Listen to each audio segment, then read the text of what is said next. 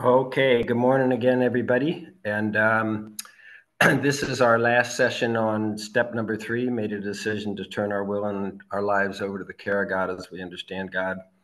And this is the first time we're getting to wander into some things that are in the study guide that are not in the big book. And I was glad when Christina mentioned, be quick to see where religious people are right. That's what we're doing. We're looking at some other people talking about our spiritual experiences other than the big book. And so then the next time we meet, which will be in 2 weeks, we're not going to meet next Sunday. We'll start wandering into resentment. So I just want to say a word about this wandering. So this has all happened because I was doing these big book workshops, and the study guide was part of the big book workshop because I wanted people to have something to take with them, so they didn't try to get all of this stuff into their books. And the first one was 50 pages, and now it's 200 pages. And the greatest pleasure for me really is bringing in stuff from other areas of life that corroborate or reinforce or inspire what we're trying to do here in this fellowship of Alcoholics Anonymous, which is primarily the purpose of a meeting is to stay sober and help another alcoholic achieve sobriety. That's great. That's the primary purpose of a meeting. But the primary purpose for us as individuals is said at the beginning of step 8 when it says I'm pretty sure page 77. At the moment, and maybe 79. At the moment, we're trying to get our lives in order, but our real purpose, our real purpose is to fit ourselves to be of maximum use to God and the people about us. That's a pretty lofty primary purpose. I mean, I don't know how many of you have considered that. Is that your primary purpose? On page 68, it's one of my very favorite pages. It says, we're in this world to play the role God assigns. And you've taught me to read this book and to take their statements of the truth of their experience and turn it into a question. Is this true for me? Am I in this world to play the role God has assigned me? And I don't want to say my answer literally because it involves a swear word, but the second word is no. Shucks, no. I'm going to decide my role and I'm going to play it. I don't want any power up there defining my role, even though a couple of sentences later it promises that just to the extent that I try to play this role that God has assigned me, by humbly relying on God, just to the extent that I try to play this role and be the person that I think my Creator wants me to be, I will be enabled. We read it this morning. I will be enabled to meet the human calamity that hasn't fundamentally changed in thousands of years. People are still doing the same stupid stuff to each other. The drugs have gotten stronger, the weapons have gotten more destructive, and the calamity has not changed a bit, in my opinion. And I'll be able to meet that calamity with serenity because I know I'm trying to play the role I've been assigned. Not the role that my human nature has been assigned, but the role that my spiritual nature, my soul, has been assigned. Mankind has been talking about body, mind, and spirit forever. And when we run through the definition of what it means to say I'm a real alcoholic, we talk about the body experience that we have that tells us we're alcoholic. We can't drink safely. We can't drink normally. Normal reaction is stop. You're hurting me, of the body, not the mind. But the mental part is I can't see the allergy. I need the relief that alcohol is going to bring me so bad. I cannot see the truth of the allergy, that I cannot drink safely. And I decide I'm going to drink no matter what. But the big one, the killer, is the spiritual malady. And you can define that any ways you want. For me, I'm agnostic. I don't have any kind of relationship with God. I'm totally devoted to my self-reliance, to what my mind is telling me I need to do or not do to survive in this world.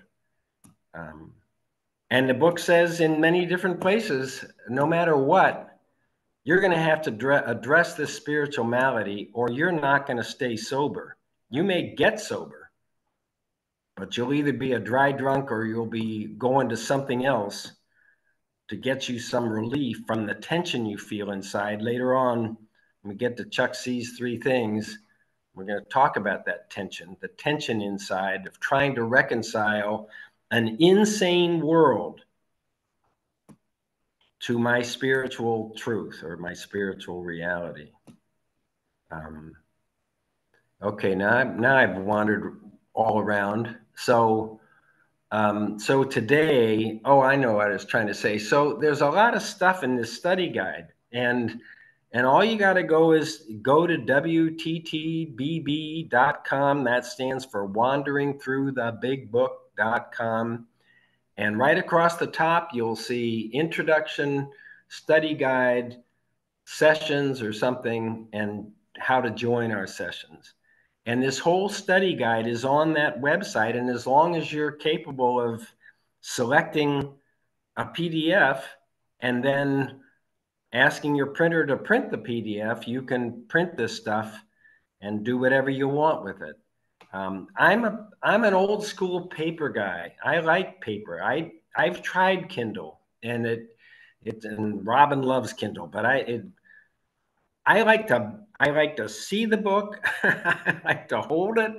I like to mark in it, and particularly mark in it. I'm an aggressive reader, and I underline and I put little notes and I change words and all this stuff. And any rate, so and I'm so grateful to a woman who told me early. I mean, in my first month of trying to be sober. Are you reading the 24-hour book? And what's the 24-hour book? Well, it's this little black book, and it has a meditation for each day. And it starts with an AA thought, and then it has a meditation, and then it has a prayer. And I'm telling you, I started it's made a big difference in my sobriety. So I started it. And pretty soon I added daily reflections, and pretty soon I added this guy, Emmett Fox, that we're going to read something from this morning. I had 3 readers, and I do those before I went to the 7 a.m. meeting. It took about 5 minutes each reader. And it makes such a difference, because I normally wake up with a little confusion. I'm trying to think ahead to the day. I'm trying to understand the crazy dreams I have, whatever. And I find I put my eyes on this literature and start reading it, and I can feel my mind shift from its confusion to some kind of clarity about what I'm trying to do with my life. I mean, I've always asked questions, always been there. What am I doing with my life? What do I want to do with my life? But it took me a long time to get to that line, if I will humbly rely. And my problem is in the word humble. If I will humbly rely, and if I will behave the way I think my Creator wants me to behave.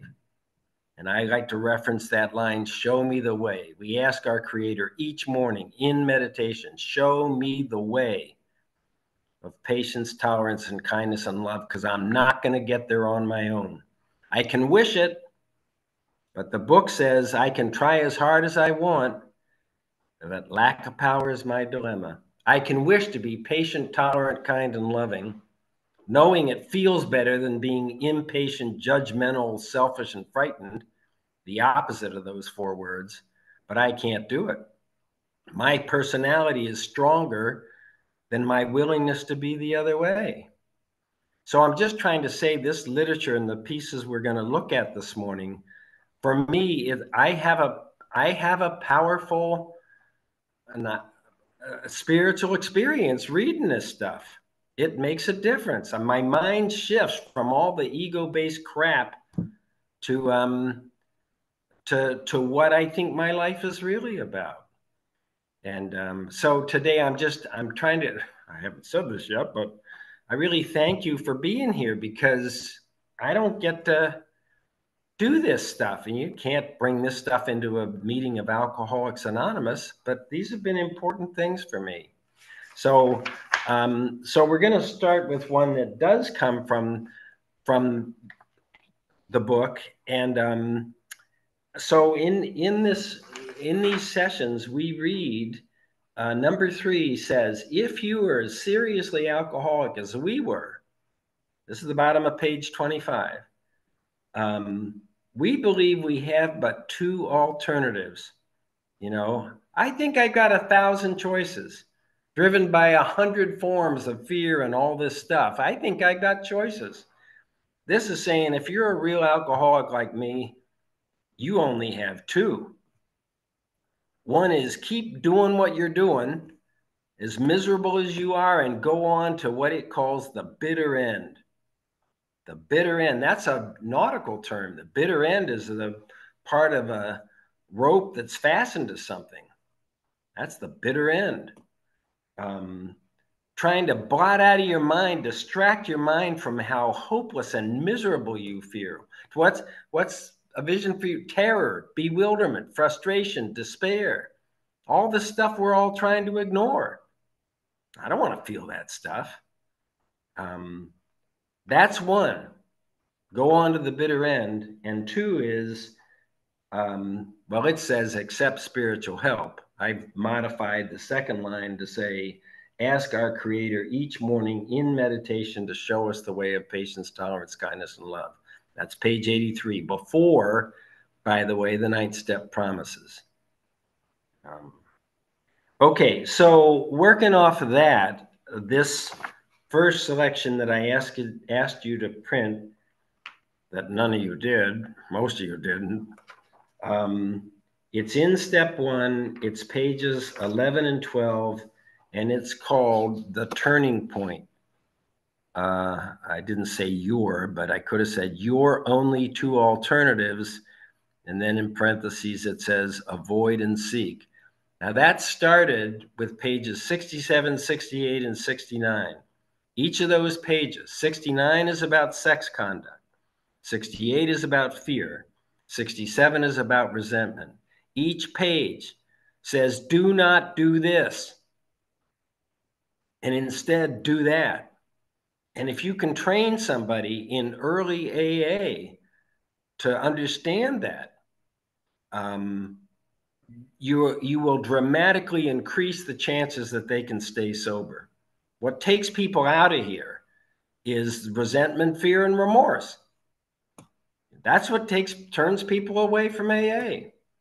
And I'm sitting in a meeting the other day, and I'm sitting on this resentment for somebody in the meeting.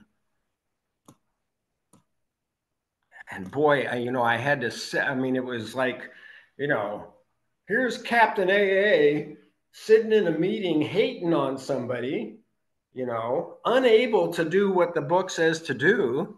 What's the book say? We avoid retaliation and argument. Resentment is argument and retaliation at the same time. I'm hating on you because what you're doing is making me feel bad.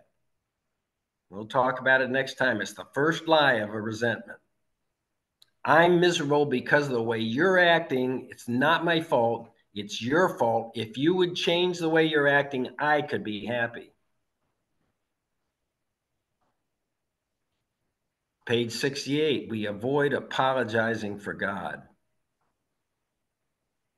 We avoid apologizing for the fact that we're trying to live a life based on a relationship with the creative power, the creative loving power, the creative loving protecting power that got me here in the first place. I avoid apologizing for that. My perfectionism is apologizing for God every time I say, you know, this could be better than it is. I'm saying it ain't good enough, in my opinion. Needs to be better. Comes out of my fear of feeling wrong. So instead, what it says is I am supposed to let God demonstrate through me what God can do. Show me the way of patience, tolerance, kindness, and love. Take away my difficulties, that my victory over these difficulties will bear witness, will demonstrate to those that I would help your power, your love, your way of life. Same thing. Avoid apologizing. Let God demonstrate through you what God can do. Sex conduct. We want to stay out of this controversy. Stay out of the controversy, whether too much sex or too little sex, or not the right kind, or whatever it is. Instead,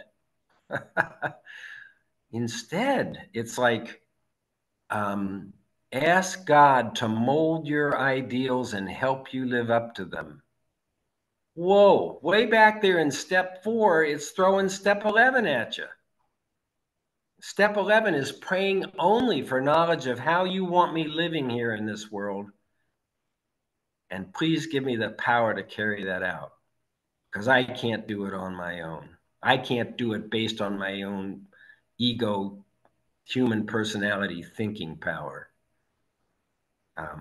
So this whole thing is taking this idea that you don't have 3 choices or 4 choices. You get 2 choices. Self-reliance, relying on God. And all of these are going to be that in one way or another. So the first one comes from the doctor's opinion.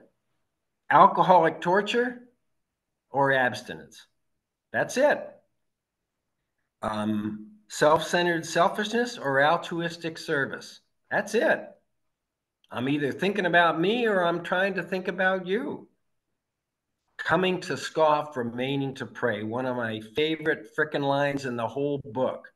Page 0. You turn to page 1 and look to your left. Dr. Silkworth, who has previously admitted, you know, I'm pretty good on the mind and the body. I've been trained on the mind and the body. But when you guys start talking this spiritual mumbo jumbo, I am above my pay grade. That's above my pay grade. I'm out of my league. And then what's he say at the end? I urge every alcoholic to read this book through. Not look at the table of contents and go on to People magazine or whatever. Read this book through, and though perhaps you came to scoff because you've been scoffing about everything your whole damn life, you will remain to pray. A medical doctor telling us, drunks who nobody could figure out for thousands of years, and he's the first guy to say, you guys are different physically. You don't process alcohol the way normal people do. You take a drink, you're going to have more, no matter what. And as we've said often in here, people that learn to pray stay in Alcoholics Anonymous. People that won't, don't. And it all goes back to page 0. We haven't even gotten to page 1. Then you're going to see a page number on the left and something on the right. It's not always the same page number, and I don't think I could do it that way, but page 30, the delusion that we are like other people, that we're normal drinkers. It is on page 30, conceding to our innermost selves that we were alcoholic. Page 35, the desperate experiment of the first drink, praying to be kept away from that first drink is the alternative. Page 36, Jim the car salesman. Suddenly the thought crossed my mind, and he vaguely senses he ain't being any too smart. That's the kick. That's conscious contact. His soul is speaking to him, but the soul speaks quietly and not always in words. I vaguely sensed this is not a good idea that just suddenly crossed your mind, that if you put whiskey into milk and take it on a full stomach, you're not going back to the asylum. That's alcoholic insanity. Page 45, lack of power is our dilemma.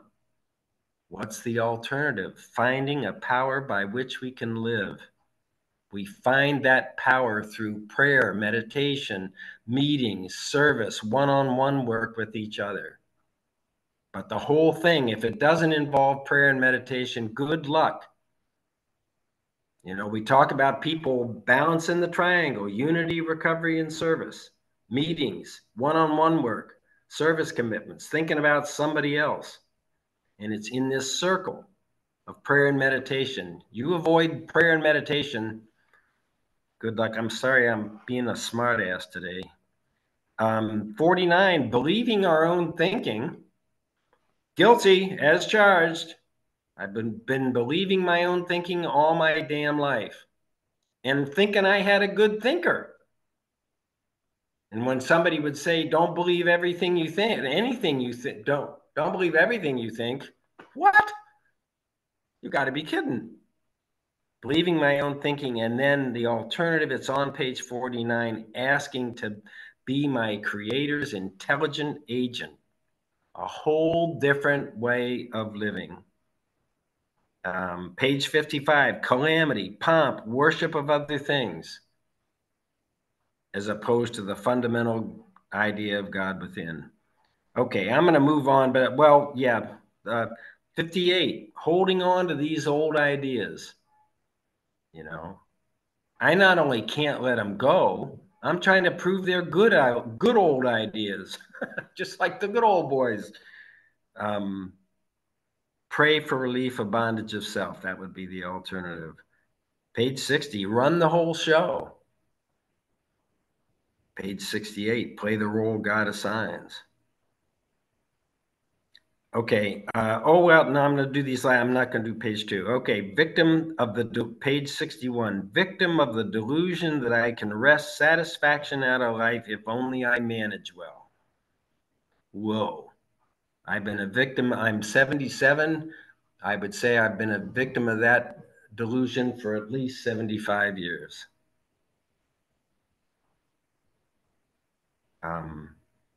Alternative, asking the question. This is the quickest way. When I get into trouble, this is the quickest way to try to get back on track. Asking the 10-step question: God, how can I best serve thee? No matter what's going on, I'm stuck in traffic. I'm feeling a resentment toward this other guy in the meeting. If I could bring that question to bear, it could change my life.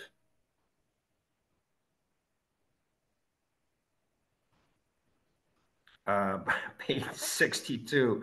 I love this. I love Bill Wilson. For me, this big book, this is our constitutional document.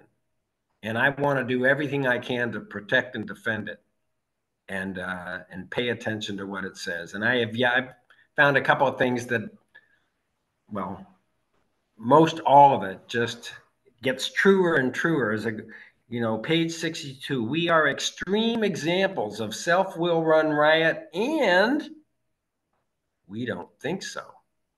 That's part of the self-delusion. I am an extreme example of self-centered selfishness run riot, and it shows up as resentment, fear, and remorse. And I don't think so. I don't even think so. And then praying for God to remove our selfish self-centeredness. So you'll see it lay all these others. Page 60. Well, we'll talk about it next week. Conclude others were wrong. See the futility and fatality of resentment, as opposed to seeing the futility and fatality of resentment. Okay, I'm going to move on to the second one, and but I do encourage you to go find these things in the study guide if you want. The study guide will always start the first page of any step. There are There are there's a PDF for each step.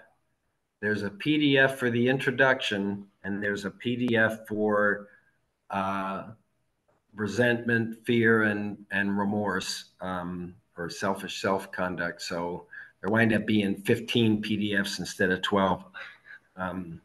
But so you find the PDF, first thing you're going to see is a table of contents for the whole thing, and you'll find these things on it. So now I'm moving to. Do you remember Guido Sarducci? You remember that guy on Saturday Night Live? And he had a big, broad rimmed hat, and he's dressed in white, and he's always smoking and talking about the Pope. You know, I love that stuff. This guy's name is Guido, but it's not Guido. And so I'm reading from step 3, page 14, number 3, Father Guido's Ladder to Heaven. Guido the Angelic, that was part of his name. You know how we have nicknames, and that's what I'm going for. Saint Jack the Angelic, you know, for my AA nickname. Because we all got nicknames, whether you know it or not.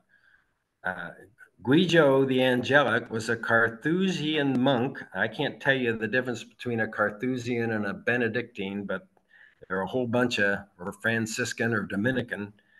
But there are all these branches, including the Jesuits.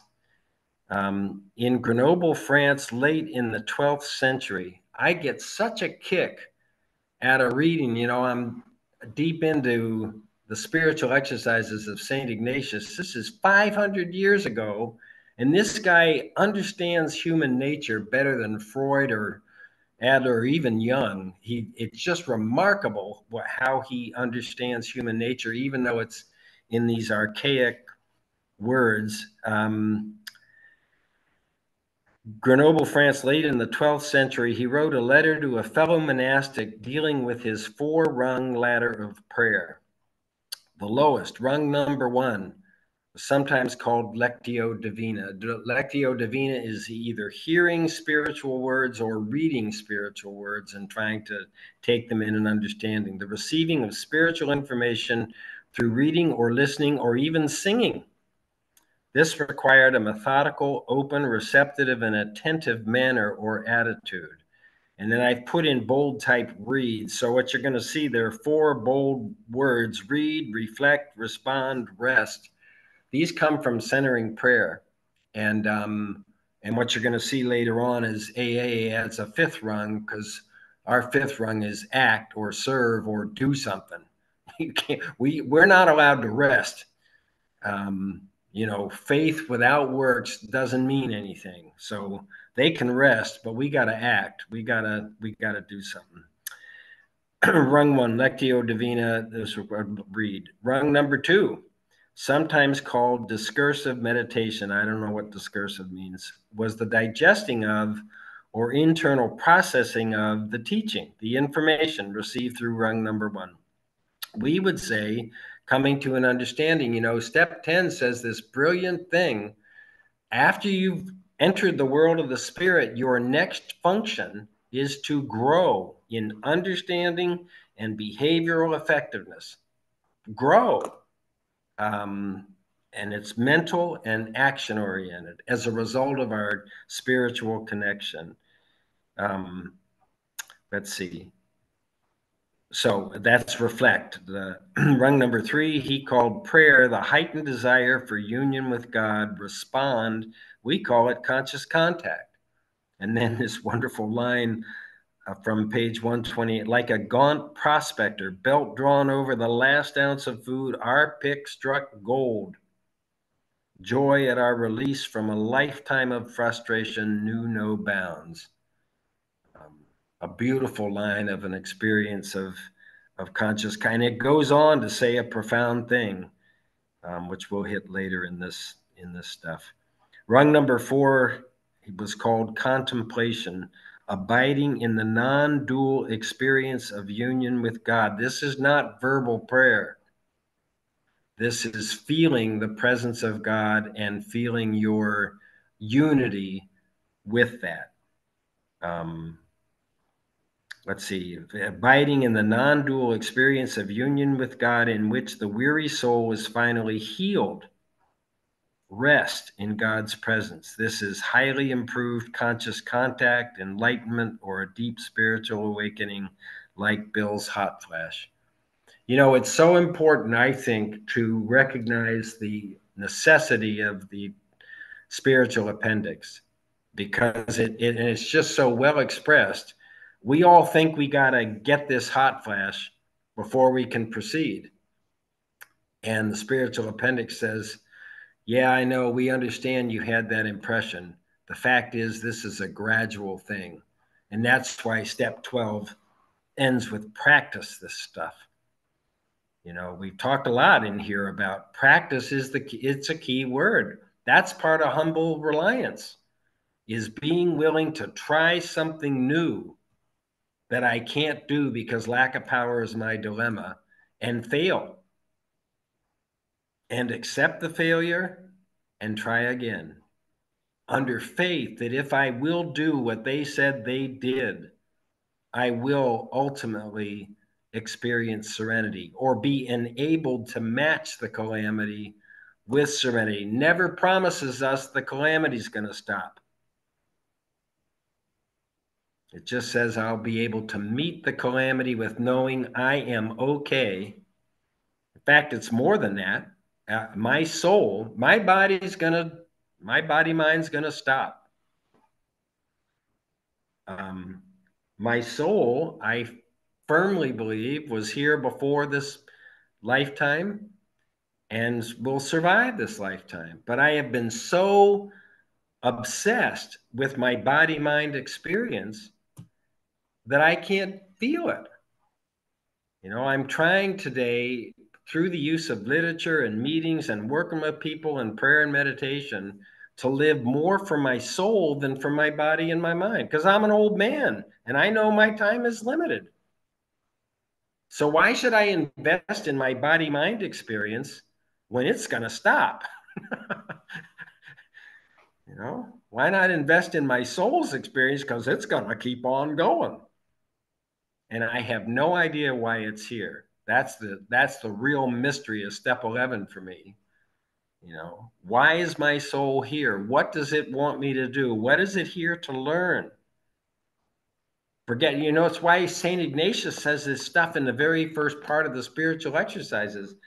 I'm using different words. You are here to trust, love, and serve your creator, and thereby do the work your soul came here to do. And it does not matter if you have a long life or a short life, a healthy life or a sick life, a rich life or a poor life, and this is the killer, an honored life or a dishonored life.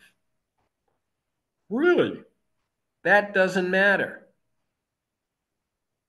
What matters is that I trust, love, and serve my creator. And our book promises me that just to the extent that I try to trust, love, and serve my creator, I will be enabled, I will get the power to meet the calamity with serenity. The key word for me is trust, because I don't trust. I don't trust you for sure. I'm trying to practice trusting God because I know I'm a whole lot different than I was before coming in here and doing what we do. Okay, Alcoholics Anonymous speaks. Just trying to say for most of us, this is gradual. We don't get the hot flash. We just get moments when we, especially looking backward, we realize I feel so much better today than I felt before. We talk about a fifth rung, works with faith, faith-directed work. So we've already talked about that. And that's head in the clouds, feet on the ground. This is where our fellow travelers are. This is where our work is to be done. I'm going to move on because just the page 2 of this thing says that, so Guigo's, you know, you're putting up this ladder of prayer to get closer to God. And we got these rungs going up, 1, 2, 3, 4. But he says, And that's the reason I was writing all this. I forgot about that, page 2. That before you start up the ladder, you gotta get the ground condition level, whatever, so that your ladder doesn't fall over. And he throws out these 3 things that you're going to need if you want to go up this ladder of prayer. The 3 things are fidelity, enthusiasm, and goodwill toward all life. Those are things that come to us, but they seem to be harder in coming. So fidelity means a commitment, that I'm not second guessing everything about AA. This takes a while, I believe, in AA. You know, we come in, we're not ready to commit. We call it going to any lengths, and they keep saying you got to be willing to go to any lengths. Or it just means make a commitment, really give it a go, really try to do what they're asking us to do. Enthusiasm, it's a wonderful word. Is response enthusiasm. Number 2 is enthusiasm, responsibly carrying out the ordinary chores and duties of an ordinary daily life. Whoa. To do this, I have to accept my life as it shows up. Quote, before enlightenment, chop wood, carry water. After enlightenment, chop wood, carry water. We might say do taxes, drive freeway. We can't all be Oprah or Tom Brady. Anyway, okay, so and third is goodwill. This is the opposite of resentment. It's the opposite of fear. It's the opposite of remorse. Good, and Buddhists call this compassion. It's just an important part of this. Okay, I got to move because we're running out of time. Chuck sees 3 things. This is Chuck Chamberlain. The book is A New Pair of Glasses. There's some introductory material here about him and some interesting things he said. But this is primarily about his 3 things. So he said in this workshop, and that was copied in the book, that in his opinion, we alcoholics have 3 common sort of personality traits.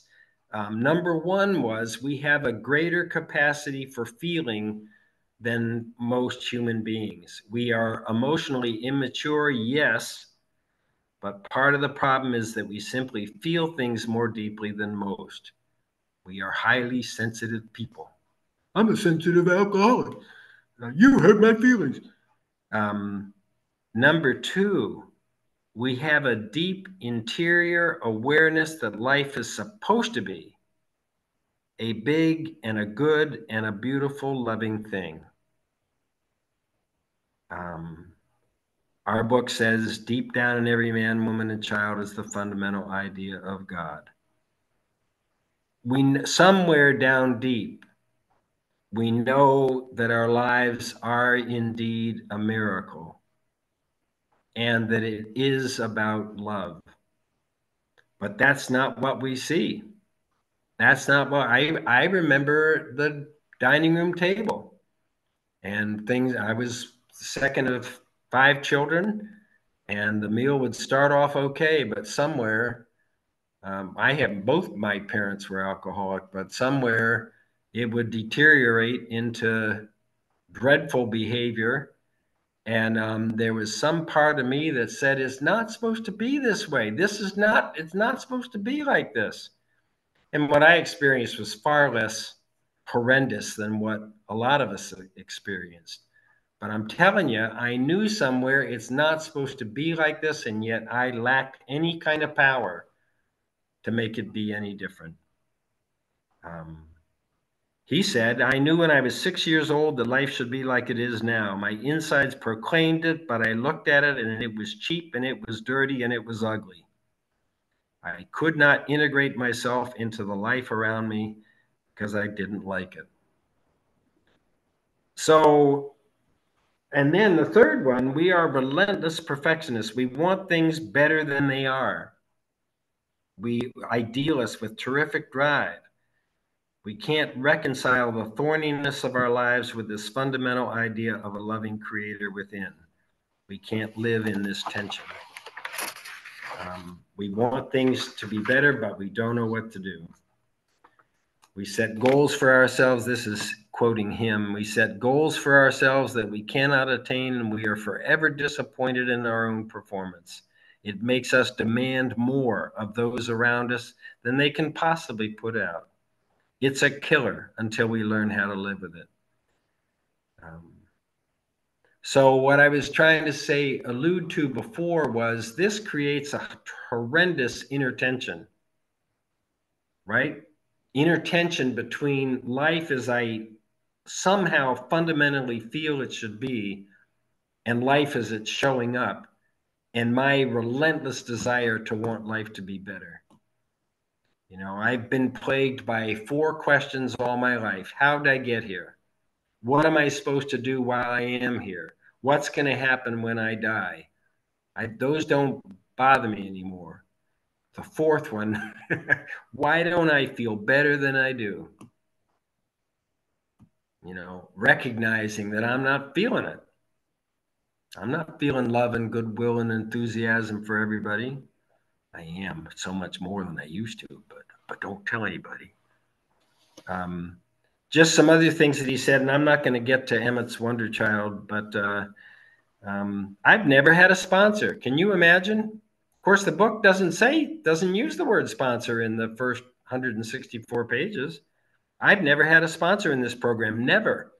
When I got here in 1946, I didn't know anything about a sponsor. And when I learned about a sponsor, I didn't figure that I was entitled to that much consideration from anybody. A little later on, when I might have been able to accept a sponsor, I had a few hundred of them. What a beautiful line. I had a few hundred of them. Everybody that I see in Alcoholics Anonymous is my sponsor. What a beautiful statement. But then finally, the real reason this is in step 3 is he does this thing on the prodigal son.